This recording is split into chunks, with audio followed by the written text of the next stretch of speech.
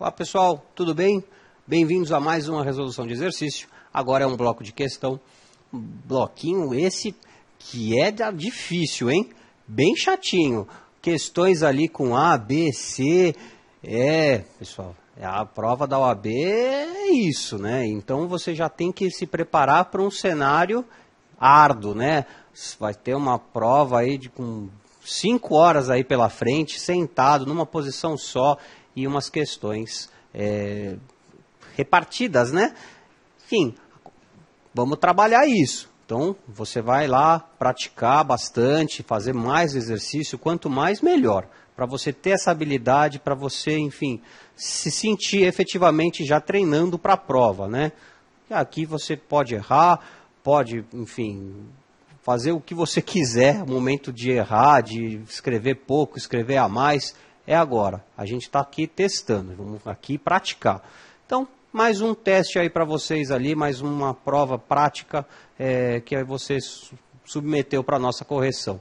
Vamos lá na tela para a gente ver então qual que era a primeira questão. A primeira questão era ali que tinha um caráter de fundamentação constitucional. Então ali, a cidade de Marimbondos do Noroeste está com um surto endêmico de dengue bastante elevado. Cerca de 95% de sua população se encontra infectada. O SUS está sobrecarregado e seus funcionários estão exaustos com os plantões. O cenário trágico na cidade aí. No entanto, há na cidade vizinha um médico que aplica técnicas chinesas, inovadoras e eficientes ao combate do mosquito. Pergunta-se, o gestor do SUS pode admitir agentes comunitários da cidade vizinha, conhecedores da técnica chinesa, por meio de processo seletivo público? Ou é possível a contratação imediata devido ao caráter de urgência? Pegadinha essa questão. Foi pegadinha. De fato foi. Todo mundo vai chegar e vai falar, puxa, não tem nem o que pensar, é caráter de urgência. 95% da população do município, está todo mundo ali lotando o hospital, passando mal, morrendo, enfim. É urgente, cara, não tenho o que falar, eu tenho que contratar esse cara aí agora, né? Esse cara que aplica essas técnicas aqui, inovadoras e eficientes ao combate do mosquito. Mas não, pessoal, a gente tem ali o parágrafo 4º, lá do artigo 198, 198 da Constituição Federal, que fala assim, os gestores locais do Sistema Único de Saúde poderão admitir agentes comunitários de saúde e agentes de combate a endemias por meio de processo seletivo público, de acordo com a natureza e complexidade de suas atribuições e requisitos específicos para a sua atuação. Então, a palavrinha-chave aqui, foi esse gestor, o gestor local do Sistema Único de Saúde. Então, baseado nessa informação que você ia chegar no parágrafo 4º do artigo 198 da Constituição Federal, que aduz que deveria ser, então, o processo seletivo público, e não ali uma contratação imediata devido ao caráter de urgência. Tá bom? Segunda questão. Com base na legislação ordinária em vigor e na jurisprudência do Supremo Tribunal Federal, responda fundamentadamente as seguintes questões. Servidor Público Federal, 8.112 de 90. Comete infração disciplinar, que também constitui crime. Nesse caso, o processo administrativo instaurado pode ter a sua tramitação subordinada à prévia conclusão de um processo penal pela prática do crime contra a administração pública? Bom, aí o que a gente vai ter que falar exatamente, pessoal, é lá do artigo 121 dessa lei 8.112. Por quê? Lá aborda a diferença, né, e a autonomia das instâncias. O servidor ele pode ser punido administrativamente no âmbito civil E no âmbito penal, basicamente isso. Então, uma coisa não está subordinada à outra. Eu não teria que aguardar, um processo disciplinar não teria que aguardar uma decisão ali do âmbito criminal para justificar ali a aplicação ou não da sanção administrativa disciplinar. Então, nesse caso, pode absolutamente, tranquilamente, o PD, né, o PAD, correr contra o servidor com a autonomia do processo criminal. Tá bom? Então, simplesmente artigo 121 da Lei 8.112. Vamos colocar na tela para a gente ver ali. Então, a gente vai mencionar aqui que não, sobre o servidor federal que comete alguma irregularidade no exercício de suas funções, podem incidir 3 tipos de responsabilidades, que é como a gente viu: administrativa, penal e civil. Artigo 121, ali da Lei 8.112 de 90. B.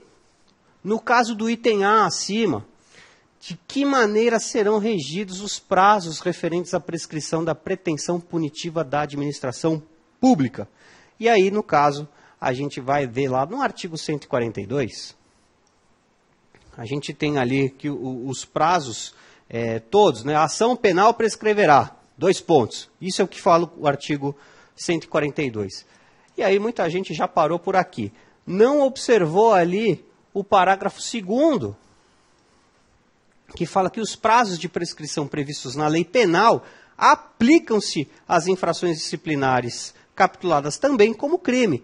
Então, a gente vai obedecer o rigor da legislação penal.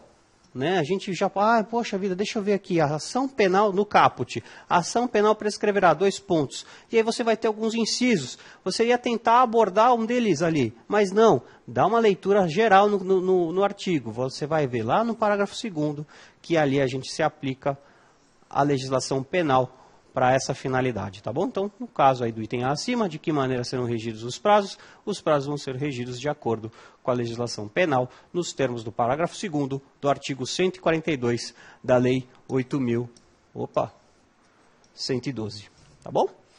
O processo administrativo, né, agora C, o processo administrativo disciplinar é requisito indispensável à demissão de funcionário em estágio probatório? Olha, pessoal, processo administrativo disciplinar, o PAD, ele é requisito indispensável somente em estágio probatório? Acho que em todo o sentido a gente vai precisar de um devido processo legal. Né? A gente está apresentando aqui tese principiológica novamente, né? Um devido processo legal e até mais para privilegiar também o contraditório e a ampla defesa. Então, sim, vai ter que ter é um requisito indispensável por conta do atendimento a esses princípios constitucionais aqui. Então, sim, a gente matou a pau. Já também é um ser bem simples, bem rápido, né? O mínimo que tem é que um agente, nesse caso, tenha a oportunidade de se defender, né? De poder falar o que ele acha também daquilo que está sendo colocado contra ele. Terceira questão.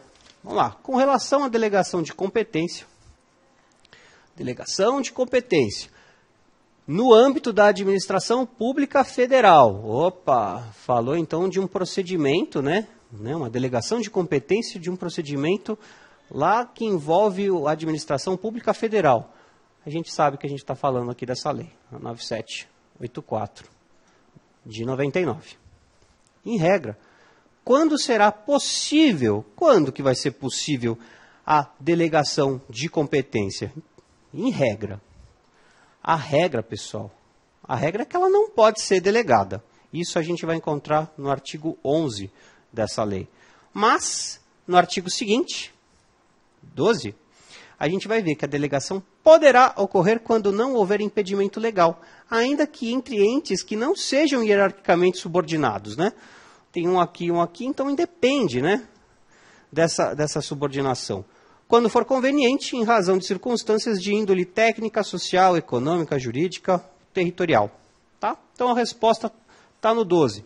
Via de regra, não é possível delegar. O problema está querendo te pegar aqui. Ó. Em regra, quando será possível a delegação de competência? Não, em regra não é. Não é possível a delegação. Mas nada impede disso acontecer, né? Não havendo impedimento legal, manda bala então na delegação. E a letra B já se aprofunda, né, nessa questão. É possível, né, então, a delegação de competência nas decisões de recursos administrativos? Ainda, a decisão de recurso administrativo deverá ser necessariamente motivada, fundamentada? Fundamente com base na legislação em vigor. Então, de acordo aqui, é em sequência, né? A gente está vendo o artigo 11, o 12, e aqui a gente vai ver o 13. O artigo 13, inciso 2, vai falar para você que não é possível a delegação de competência para decisão de recursos administrativos, né? E aí, ainda, a decisão de recurso administrativo deverá ser fundamentada, motivada? E aí a gente vai ver que sim, nos termos ali da mesma lei, mas aí a gente vai retroagir um pouco com os artigos. Vai adiantar e vai retroagir. Vamos retroagir primeiro.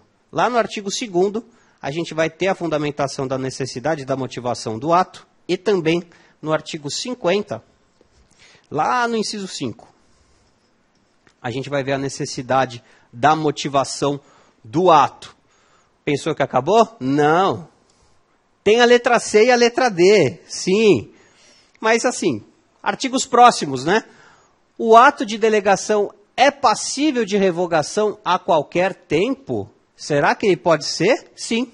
E aí a gente tem lá, a gente já falou do 11, do 12, do 13, agora a gente vai falar do 14, mas vamos começar pelo parágrafo 2º, que fala que o ato de delegação é revogável a qualquer tempo pela autoridade delegante, né? Você tem o delegante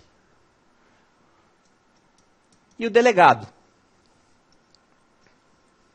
Então é esse cara aqui que tem que revogar. O que necessariamente o ato de delegação deverá especificar? Basicamente tudo, né? Quem é que vai rescindir, né? Tudo, basicamente tudo. Os poderes que vai ter que constituir, o limite da atuação do delegado, enfim, todas essas informações estão no parágrafo 1º do artigo supramencionado, artigo 14. Então a gente tem ali que vai ter que especificar a matéria, poder, o limite da atuação do delegado, a duração e os objetivos da delegação e o recurso cabível, até o recurso, ele tem que dar o roteiro inteiro, ou seja, o que necessariamente o ato de delegação tem que especificar. Você pode ali discorrer sobre todas essas circunstâncias que constam aqui no rol do parágrafo 1º do artigo 14. E ao final você vai colocar, conforme disposição expressa, taxativa do parágrafo 1º do artigo 14. Feito? Questão ali que abordou esse trecho, né, da competência e os fatos de delegação, o que pode e o que não pode ser delegado, tudo da 9784 de 99. Quarta questão.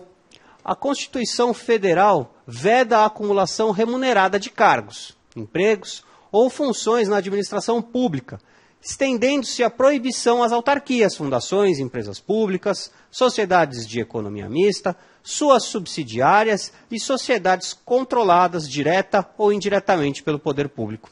Trata-se de uma exigência pautada nos princípios da moralidade e da eficiência. Ponto. Foi só para tomar o seu tempo isso. Né? Informação que você já sabe o que pode acontecer, você está falando da Constituição Federal, você está lá vendo lá o artigo 37, lá o inciso 16, já falando exatamente disso. Brendo é agente público devidamente concursado, exerce a função de médico do município localizado lá no estado X. Ocorreu que Brendo, insatisfeito com a sua remuneração, foi aprovado num outro concurso público realizado pelo Estado X para o cargo de médico. E aí vem as nossas perguntas. É possível que Brendo acumule mais de um cargo público ou emprego público? E aí, naquela mesma toada do artigo 37, inciso 16, a linha C, você vai verificar que sim, é possível a acumulação remunerada de 2 cargos ou empregos privativos de profissionais da saúde, como no caso é o Brendo,